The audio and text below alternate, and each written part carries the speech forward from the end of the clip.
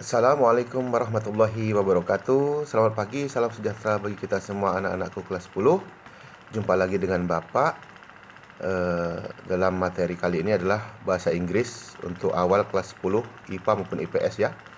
Sebelum kita mulai pembelajaran kita, mari kita berdoa menurut agama dan kepercayaan masing-masing. Berdoa, mulai.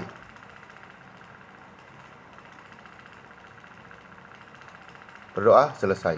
Baik anak-anakku, untuk materi pertama, Bapak akan membahas tentang pronoun atau kata ganti. Ada 3 bentuk kata ganti ya, ada personal pronoun, possessive pronoun, dan reflective pronoun. Makanya silakan anak-anakku tonton video ini, Bapak kasih ke kalian sampai habis ya. Nanti setelah ini jangan lupa ikut Zoom karena nanti Bapak akan kasih tugas kalian melalui Zoom ya. Tugasnya melalui Zoom dan Bapak akan absen. Jangan sampai tidak ikut anak-anakku ya. Silahkan tonton video berikut ini ya nak ya. Assalamualaikum warahmatullahi wabarakatuh. Today we learn about pronoun. Pronoun dalam bahasa Indonesia memiliki arti adalah sebagai kata ganti. Pronoun adalah salah satu part of speech yang berguna untuk menjadikan suatu kalimat menjadi lebih ringkas atau lebih efektif. Tanpa pronoun, kita akan terus mengulang-ulang nama atau kata dalam suatu kalimat. Bahkan, kita juga tidak bisa menyebutkan diri kita sendiri. Hari ini, ada beberapa macam pronoun yang akan kita pelajari, yaitu ada personal pronoun, possessive pronoun, and reflexive pronoun. Masing-masing pronoun memiliki fungsi yang berbeda untuk bisa membentuk suatu kalimat. Agar lebih jelas, yuk disimak materi hari ini yang akan Miss Nanda sampaikan. Check it out! Yang akan kita bahas pertama kali adalah tentang personal pronoun atau kata ganti orang yang berubah bentuknya menurut kasus pemakaiannya, yaitu ada 2. Yang pertama, kasus subjektif, dan yang kedua, kasus objektif. Kalau kata ganti orang itu dipakai sebagai subjek, maka kamu perlu ingat artis Ayu Dewi. Kenapa Ayu Dewi? Karena I itu saya adalah kata ganti orang pertama tunggal, you itu adalah kamu, kata ganti orang kedua tunggal, they artinya mereka adalah kata ganti orang ketiga jamak, we artinya kami atau kita adalah kata ganti orang pertama jamak. Lebih simpel kan diingatnya? Selanjutnya ada lagi he, she, dan it. He adalah dia laki-laki sebagai kata ganti orang ketiga tunggal. She adalah dia perempuan sebagai kata ganti orang ketiga tunggal. Dan it artinya itu atau ini untuk benda atau tumbuhan atau binatang sebagai kata ganti ketiga tunggal. Oke, mungkin masih ada yang belum paham nih. Maksudnya apa sih, Miss? Kata ganti orang pertama tunggal, kata ganti orang kedua, itu apa sih? Nah, Miss Nanda ingetin lagi. Di dalam bahasa Indonesia, untuk orang pertama, tunggal atau jamak adalah orang yang berbicara atau diri kita sendiri. Sedangkan orang kedua adalah orang yang kita ajak bicara.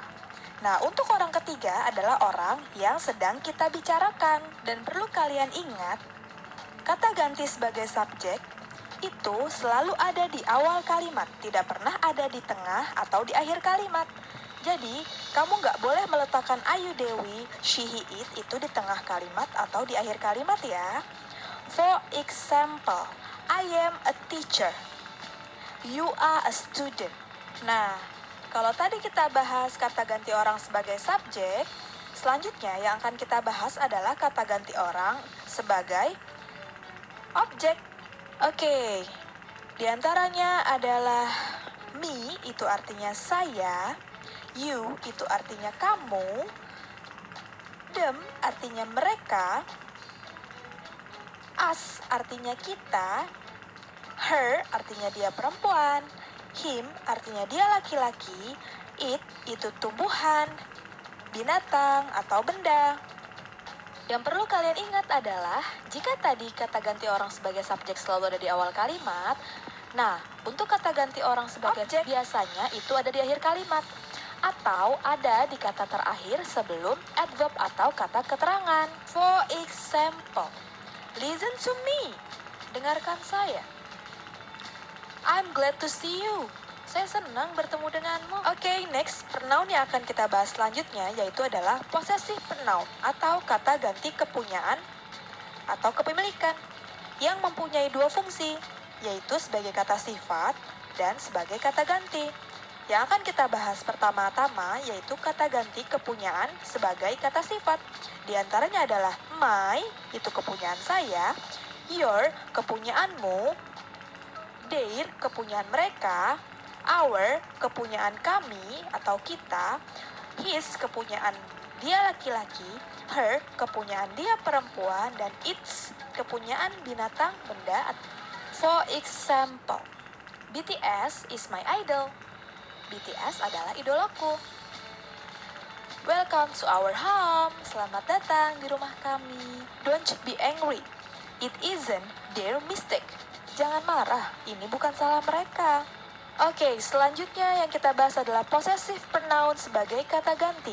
Di antaranya ada mine, artinya milikku, yours, artinya milikmu, theirs, artinya milik mereka, ours, artinya milik kita atau milik kami, his, artinya milik dia laki-laki, hers, artinya milik dia perempuan. For example, I'm yours.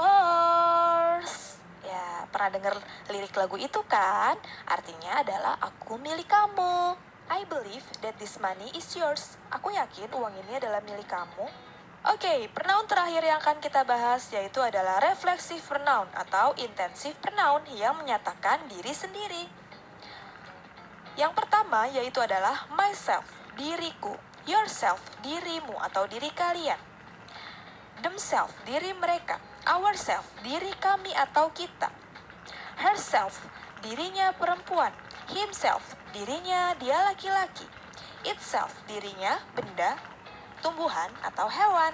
For example, this is myself, not yourself. Ini adalah diriku, bukan dirimu. Oke, sebagai rangkumannya, kamu bisa lihat kotak.